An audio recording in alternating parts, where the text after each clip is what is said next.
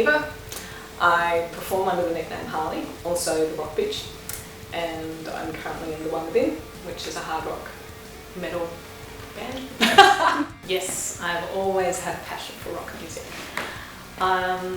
My father brought me up on Led Zeppelin, Black Sabbath, Police, Deep Purple, all of those. So it's definitely been in my core for sure. Much my mother's discussed because she liked none of the school, but she did like the Beatles, so I'll give her that. When did I start singing? Well, I started singing, I think, as soon as I came out of my mother's womb. You know, growing up, you're sitting on the toilet singing the alphabet and, you know, sang to a hairbrush in the mirror and performed towards all my, you know, stuffed toys on the bed.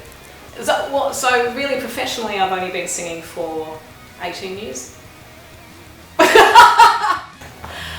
Yeah, so I've been singing, and it's mostly been cover bands, and I think it's only been in the last 10 years I've been able to experiment more with original music and my own creativity.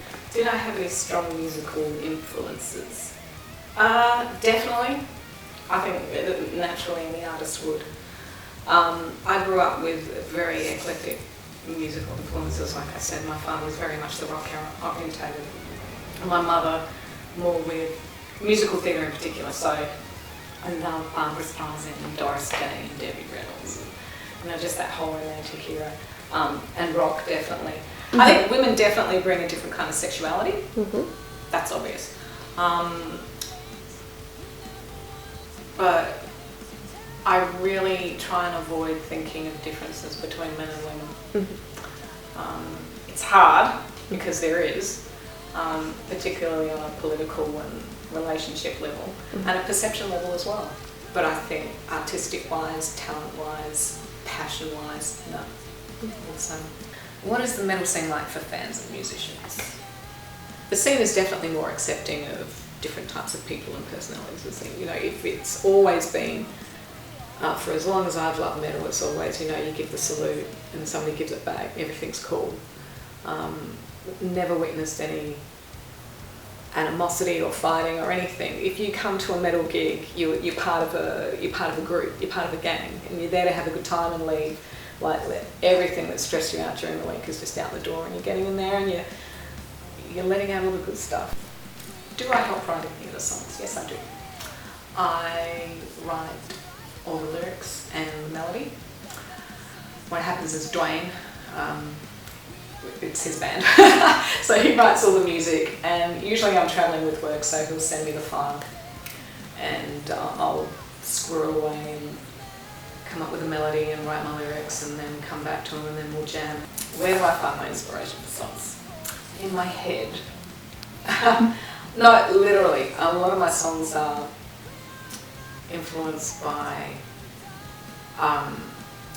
mental affliction, not just in myself, but in other people and what I witness and experiencing.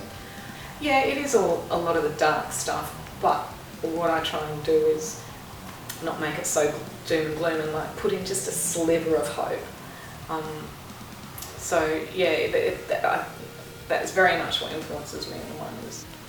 Would I change anything about the metal scene? The only thing I would change about the metal scene, and I'm talking original metal scene here, is the attendance. It would be great if we could get more punters, more people at shows and enjoying and supporting such a wonderful scene. And not just metal, but live music in Adelaide in general. Do I have any funny, unusual stories from any gigs I've performed? The only one that really comes to mind is my first wall of death experience. The first time I ever experienced a wall of death, like, scared the Jesus out of me. It was the only time I've actually stopped singing and lost my place in a song, because I was like, holy, what just... That's the only funny thing.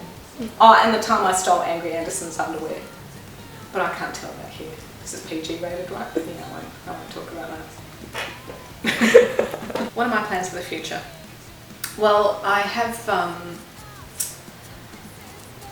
a musical project I'm working on called the Rock Bitch Project, where I collaborate with other musicians in Adelaide. Just learning from different genres and different age groups as well, which is so inspiring.